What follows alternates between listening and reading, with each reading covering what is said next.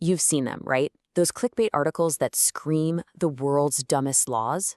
But how many of those are actually real? And how many are just, internet noise? Well, in this explainer, we're going to play fact checker. We're going to dive into the truth behind some of the world's most bizarre sounding rules. And I think you might be pretty surprised by what we find. Okay, let's jump right in with a classic, one you've probably heard of. The story goes that in super polite Switzerland, you can actually get in trouble for flushing the toilet late at night because you might wake the neighbors. I mean, it sounds just plausible enough to be true, doesn't it? Yeah, it's a great story, but that's about it. This one is a total urban myth. Swiss legal experts have shot this down time and time again. Look, while it's true that you're expected to respect quiet hours in apartment buildings, there is absolutely no law banning you from flushing your toilet. That would be a huge overstep into personal rights. And this is where it gets tricky, right? Separating the viral myths from the genuine, real-deal weird laws. For instance, that story about it being illegal to hunt camels in Arizona? Pure fiction. But a ban on wearing camouflage clothing in places like Jamaica and Barbados? That's 100% real. So let's dig into some of these real laws and find out why on earth they exist. Because here's the thing, the strangest laws that are actually on the books, they're almost never random. They usually started as a solution to a very specific and sometimes very unusual problem a society was facing. They're kind of like a historical fingerprint. So let's get into our first category, laws that are just, well, practical. These are rules designed to protect something truly priceless, whether that's irreplaceable history or just the health and safety of the public.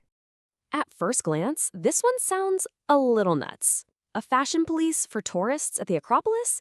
But trust me, there's a very serious reason behind this rule, and it has absolutely nothing to do with style.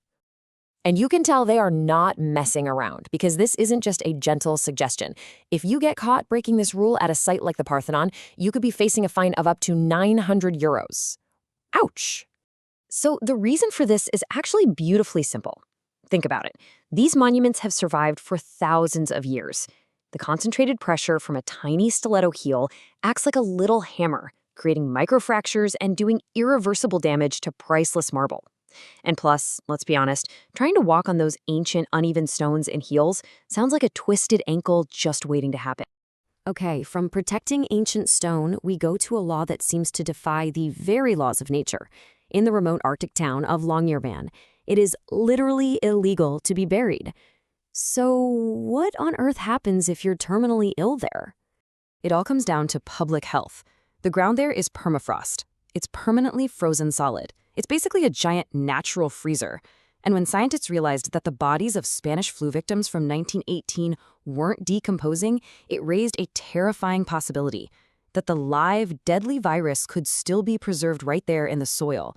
So the ban isn't really about dying, it's about protecting the living from what might be buried. So we've seen laws about protecting things you can touch. But what about laws that protect ideas? This next category is fascinating because it's all about how deeply held cultural values and traditions can get written directly into the law books.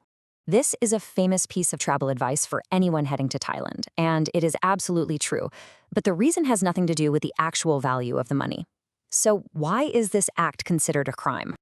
To get this, we first need to understand a very important concept in Thailand, lèse-majesté.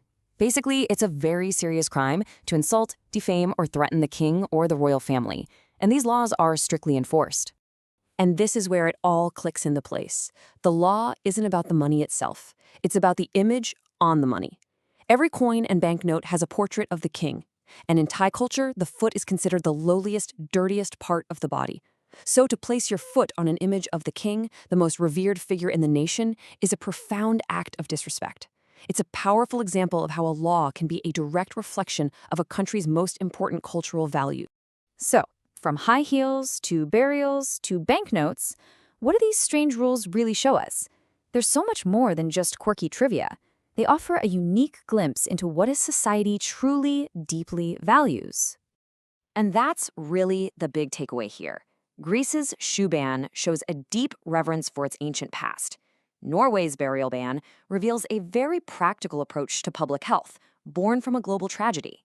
And Thailand's currency law highlights the profound cultural respect for its monarchy. You see, these aren't dumb laws, they're stories. And that leaves us with a final thought to chew on. Think about our own rules and social norms today, the things we all just take for granted. Which one of them will seem totally bizarre or unexplainable to people 100 years from now? What will our laws say about us?